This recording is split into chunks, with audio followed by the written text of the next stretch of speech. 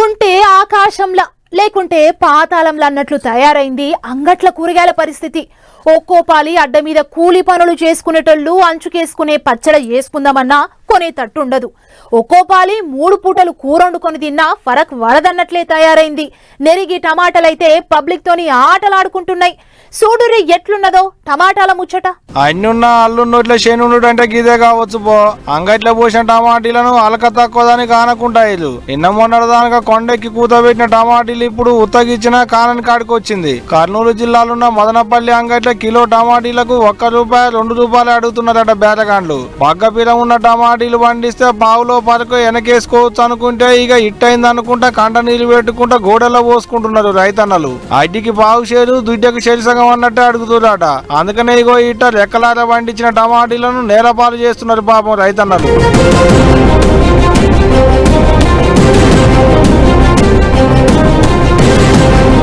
ఇక ఇక్కడ ఇట్టుంటే అటు విజయవాడ దిక్కుపోతే కిలో ₹20 దానికి అమ్ముతున్నారట.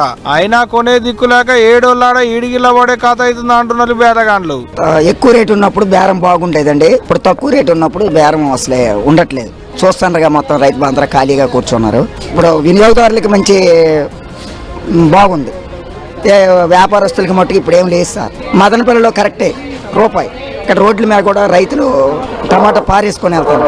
ఇక్కడికి వచ్చేసరికి ఇది మధ్యలో దళారులు అన్నీ మీకు తెలియదు ఏముంది. షాపుల వరకు వచ్చేసరికి ఇది వ్యాపారాలు వచ్చిన సరుకు పాడైపోద్ది కదా సార్. అందుకోసమే దాన్ని ఎట్టగట్ట తక్కువ రేటుగానే అమ్మవలసి వస్తుంది. ఇది కానీ వ్యాపారస్తులకి మట్టిగా ఏం లేదు సార్. అగనాట కొనేటోళ్ళు అయితే సమూలంగానే ఉన్నారట కానీ అమ్ముకునేటోళ్ళకే పావుల మిగులుతలేదు అంటున్నాడు. ఎవరిన్నన్నా ఎవరిదేం పోయింది. ఎడు తిరిగి నష్టపోయేది మాత్రం రైతులే కాయ అన్న. రెక్కలాట కష్టం చేసింది లేదు, పావుల పెట్టుబడి పెట్టింది లేదు, దుక్కి దున్నింది లేదు, ఇత్తు నాటింది లేదు, మందులు చల్లింది లేదు.